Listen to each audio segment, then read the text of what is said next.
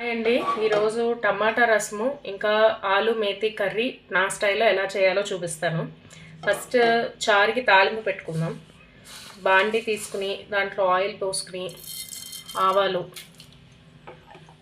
ఇంకొకటి నేను ఇక్కడ ఇది చూడండి, వెల్లుల్లిపాయలు ఒక 7, ఒక 10-15 మిరియాలు, అంటే మీ కారం తగ్గట్టు మిరియాలు, కొంచెం జీలకర్ర వేసి ఇలా కచ్చా పచ్చాగా దంచుకోవాలి. దంచుకున్నవి కూడా ఇందులో వేసేద్దాం.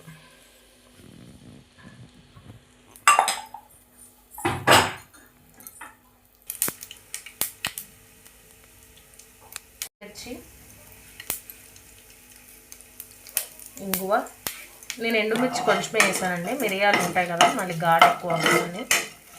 వేసి కొంచెం ఇంగువ మంచి స్మెల్ వచ్చాక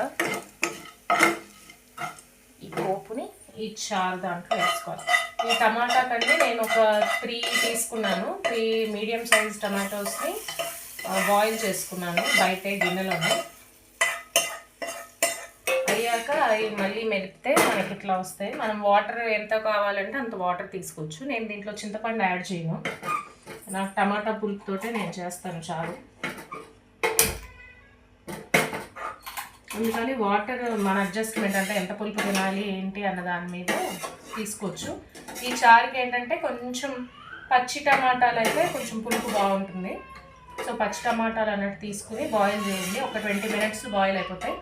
తోలు తీసేసి మీరు ఇలా పిసికేస్తే సరిపోతుంది. దీంట్లోకి ఆ తాలింపు వేసాక కొంచెం పసుపు,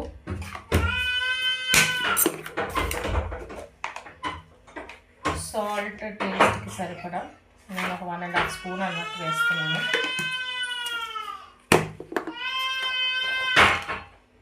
కొంచెం కారము, హాఫ్లో కన్నా కూడా తక్కువ 1/2 స్పూన్ అన్నట్టు వేసుకోండి కారం. వేసాక ఒక 1 స్పూన్ అన్నట్టు రసం పౌడర్, మీరు రెడీమేడ్ అయినా వేసుకోవచ్చు, లేకపోతే ఇంట్లో చేసుకున్నది ఏది ఉంటే అది. 1 స్పూన్ అన్నట్టు వేసి, నేను మటుకు కరివేపాకు ఇందులోనే వేస్తాను, నాకు ఇందులో దిగిన ఫ్లేవర్ బాగుంటుంది. కరివేపాకు ఒక 6 నుంచి 8 పుదీనా ఆకులు, కొంచెం కొత్తిమీర మసలాలి. బాగా మసలి కొంచెం రెడ్యూస్ అవుతుంది వాటర్ అన్నది మనం పోసిన దానికంటే.